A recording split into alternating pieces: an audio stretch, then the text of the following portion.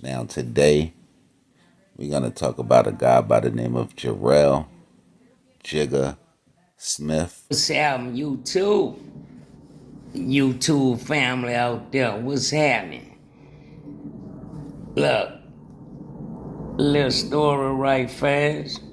My encounter with Garelle Smith, aka Jigger. We're gonna be going in that 7 wall. Shout out to that 7 wall, man. 7 wall hall heads. You already know what it is. So we're gonna be talking about Garelle Jigga Smith, the alleged assassin of Soulja Slim.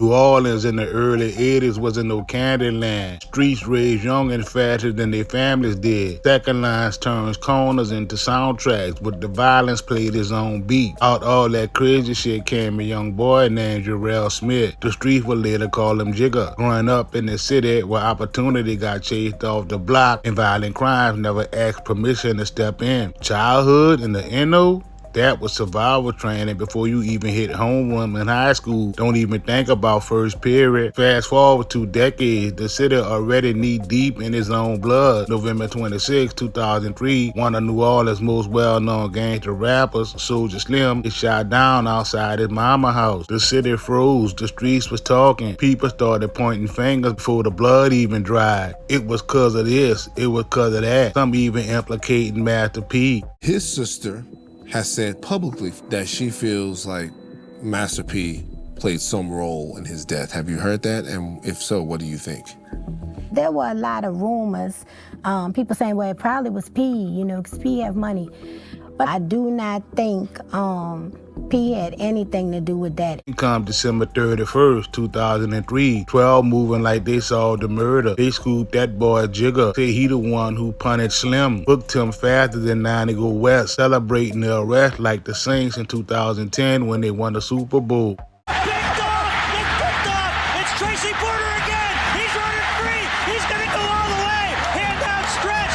It is a safe touchdown. 12 bragged about ballistics, about evidence, about how they saw the crime before the year even ended. But the courtroom process, that story got cut short real quick. Prosecutors didn't even press forward. Case didn't stick. Charges didn't hold. Jigger stepped back into the streets while Slim's murder stayed stamped unsolved. Say, bruh, this shit wow. Knowing he not about to bust a grape in the food fight, BG dumped in the mix and the subliminals in his music. That shit got shut down quick. Check this out. Doogie decides to make that song. Now, what nigga you know, do it how I do it, spit it how I live it, like that shit right there, right? He made that song. But the only thing, remember what he said at the end of that song? I got $20,000 on VL having a rumor. I got $20,000 on Noya having a rumor. I got $20,000 on Downtown having a rumor. Y'all remember he said that shit? Now, check this out. What y'all didn't know was Garelle was on his way home in 3 months. When Doogie made this song, Garelle was on his way home. So, what y'all didn't know was Bell stayed in the 7 wall. So let me say this again. The nigga who out there with Doogie, he stayed in the 7 wall. Bell stayed in the 7 wall. In a high spot. Round there where Garelle and them be coming through. But this the thing. Bell a real nigga. Bell know Doogie not about none of this shit. So, but what you gotta understand is, Garelle don't know Doogie a whole ass nigga. Garelle don't know Doogie just talking shit in the song. All y'all people who believe that Doogie was really gonna do something behind Soulja Slim, that shit was a lie, man.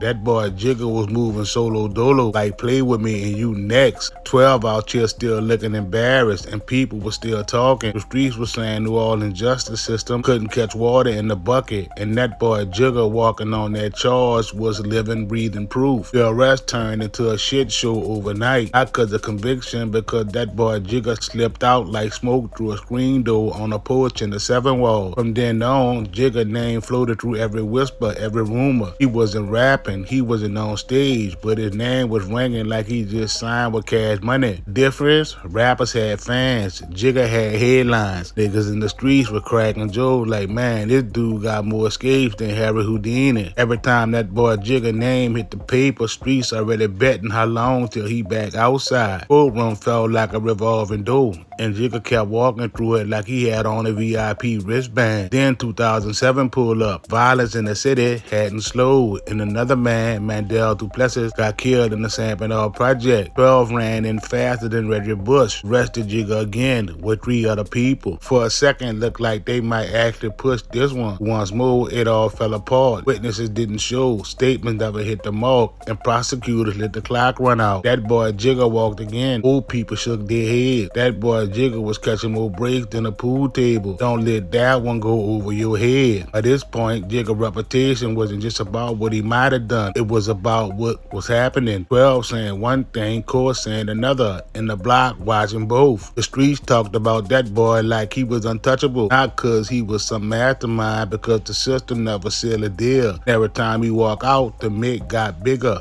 By 2009, local news even started using Jigger as an example. Cameras rolled, news anchors running with the narrative. Here's a man picked up in connection with 4 murders, but never convicted once. They framed that boy Jigger like a symbol of the city's broken grip on crime. Jigger's name became shorthand in the media for case collapse. Reporters fed the story, and the block ate it up. That's how that boy was rocking. Rumors, arrests, and never released, adding another layer to his reputation. Jigger wasn't building no drug empire, wasn't trying to sew up the block. He was moving around, guns, blood, and murder, like an episode of CSI. By the time 2010 rolled around, Garelle Jigga Smith had already built a reputation off the strength of his name alone. The whole city knew who that boy was. His name moved through the NO like a rumor you couldn't shut down. Every block conversation, every corner argument, somebody would bring up Jigger, and it always came with that same tone. Half disbelief, half fear. Ballins at the moment was still raw from Katrina, still trying to rebuild, still bleeding out in broad daylight. The neighborhoods was patchwork, some houses standing tall, others still falling apart like broken teeth. The streets didn't slow down just cause the water left. If anything, violence got worse, like the city itself was trying to remind people it wasn't just safe cause the flood receded. That boy Jigger still moved in that climate though. People said you couldn't talk about unsolved bodies without his name creeping up. Not cause there was proof, because his rep made people assume. That's how heavy that boy reputation got. The thing was this, dude wasn't flashy. You didn't see him making headlines for carjackings or drive-bys. Nah, that boy was more like a thief in the night. Get in, get out. That's an OG classic. His name surfaced only when death did. People knew Jigger less for how he lived and more for who ended up gone around the time he was mentioned. That made him more shadow than man. Somebody whose identity was tied to absence, not presence. The night Slim was killed, the city was pure chaos. People in Gentilly didn't need TV crews to tell them what happened. Story passed from mouth to mouth before 12 even finished taping off the scene. The streets of the NO don't take no prisoners. Anybody can get it. And just like that, years later, a few months after, Jigger was found dead in the 7th Ward. When the streets found out that boy had been murdered, people whispered, shook their heads. Jigger dead? Them words landed heavy.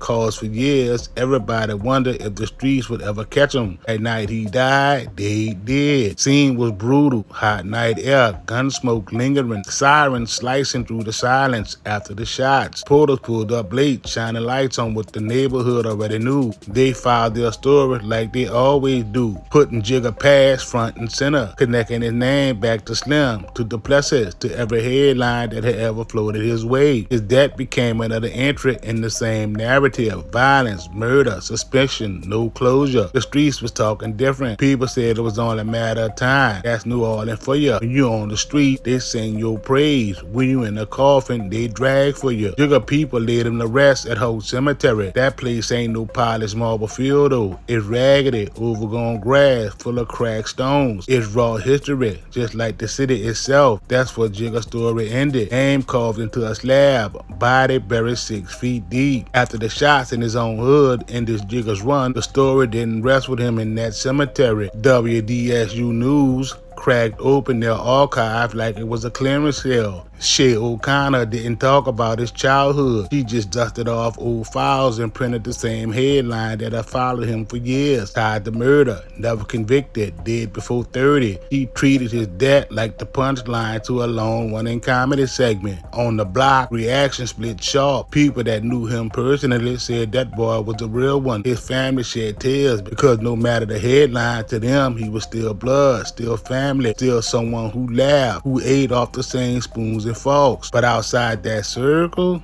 conversations got colder. People nodded like the ending made sense. In the hood, some names carry so much baggage. When the fall finally comes, it feels like the last page of a book everybody knew by heart. All them in no news stations didn't let his name fade either. Every time an anniversary of Soulja Slim rolled up, reporters circled back, reminding people of that arrest. He used Jigger's mugshot like stock footage, dragging his ghost into every rerun about Slim's unsolved murder. Slim left behind album verses people still blast at block parties. Jigger left behind headlines, and the news made sure those headlines didn't collect dust. Old Cemetery became his last address. That ground ain't glamorous. It's gritty, cracked, and crowded. Grave leaning sideways, grass swallowing names, tombstones chipped by time. In New Orleans, the city never stopped to reflect. Never writes no tributes. One more man buried, one more story ended, one more headline added to a city already drowning in them. After the funeral faded and whole cemetery swallowed another headstone, New Orleans kept moving like nothing happened. That's the cold truth. That don't stop no parades in the city. Second line still march, up still thump, the block still hustle. Garelle Jigga Smith, his story was over, and the streets didn't pause to get no speeches. In New Orleans, tragedy got a waiting list, and Jigga slot was just one a many. In the end, Jigga's story wasn't about no tears of sympathy. It was about murder, suspicions, and then delivered by bullets. And that's how the chapter closed. A man who dodged courts but couldn't dodge the inevitable, remembered forever as a cold-blooded gangster.